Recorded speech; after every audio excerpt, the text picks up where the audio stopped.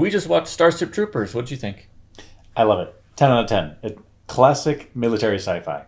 And also the CG held up since 1997. It looks pretty good.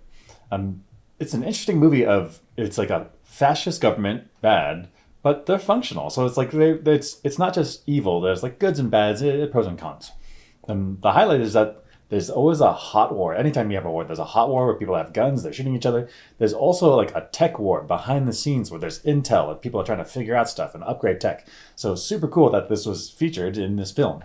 And then just bugs versus humans. It's like a simple, easy, straightforward, like easy to hate them, and oddly, like you don't feel it at first, but humans are also like the way we fight are very swarmy, very bug-like, and it's appropriate that we're super fragile. Like the human body is super fragile, and then in a fight against war, in a war against bugs, like yeah, we might have a really hard time. So overall, 10 out of 10. I loved it. It's one of my favorites of all time. How did you like it?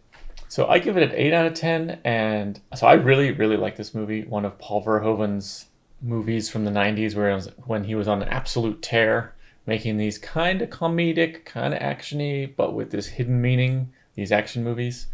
So I give it an 8 out of 10. The big thing that I knock it down from a 9 was sometimes it was a bit too goofy for me, especially some of the ground war stuff.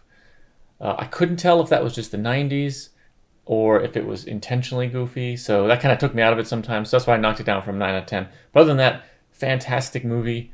There's great themes about war and propaganda and the military. There's great characters, great casting, and they have great arcs. Like I can feel them go from young to like growing up fast in the military.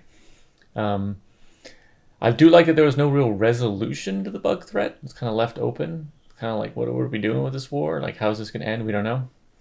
Overall, great movie, classic Paul Verhoeven from the 90s. 8 out of 10. Let's get into it.